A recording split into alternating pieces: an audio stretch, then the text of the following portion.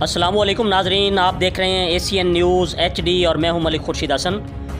رمضان المبارک کا آخری عشرہ شروع، توبہ کا در کھلا ہے، رحمتوں کی برسات جاری ہے۔ رمضان المبارک کی نسبت سے ایمان افروز خطاب ملاحظہ فرمائیں۔ آپ انڈیویجول پارٹی، پرسنل پارٹی، بہت اعلیٰ کردار، بہت اعلیٰ تقویٰ، بہت زاہد، بہت عابد، سب کچھ ہے، لیکن اس نظام کا حصہ ہے جو نظام باطل ہے۔ آپ کس کی گواہی دے رہے ہیں؟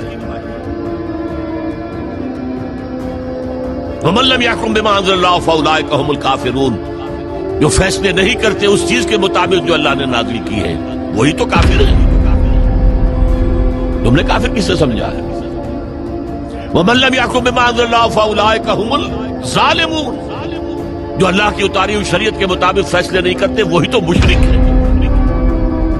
وَمَن لَّم يَحْكُم بِمَا أَنزَلَ اللَّهُ فَأُولَٰئِكَ هُمُ الْفَاسِقُونَ، جو اللہ کی اتاری ہوئی شریعت کے مطابق فیصلے نہیں کرتے وہی تو ناہنجار ہیں، فاسق ہیں، غدار ہیں، باغی ہیں، سرکش ہیں۔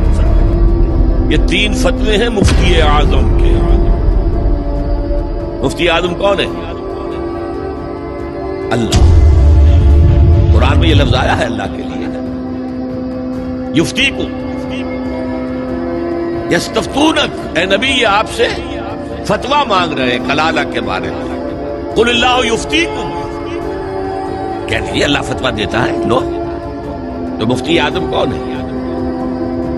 یہ سارے دنیا کے مفتی مل کر بھی اگر مفتی بن جائے ایک، تو کیا اللہ کے برابر ہوں گے؟ اور اللہ کا فتویٰ یہ ہے جو اللہ کی اتاری ہوئی شریعت کے مطابق فیصلے نہیں کرتے وہی تو کافر ہے، وہی تو ظالم ہے، وہی تو مشرک ہے، وہی تو فاسق ہے، وہی تو سرکش ہے۔ اور یہ تین فتوے ایک رکوع میں آئے ہیں، سورہ مائدہ کا رکوع نمبر 7۔ تو یہ شہادت جو ہے، یہ شہادت گہے الفت میں قدم رکھنا ہے۔ لوگ آسان سمجھتے ہیں مسلمان ہونا۔ ٹھیک ہے کہہ دیا اشہد ان لا الہ الا اللہ واشہد ان محمد رسول اللہ، اب تمہیں معلوم نہیں ہے شہادت گاہ میں آ گئے ہو۔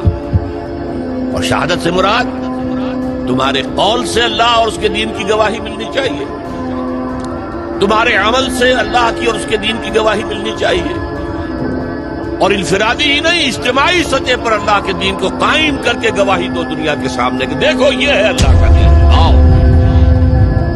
come and see with your own eyes this is Islam۔ مزید خبروں سے باخبر رہنے کے لیے دیکھتے رہیے ایشین نیوز HD۔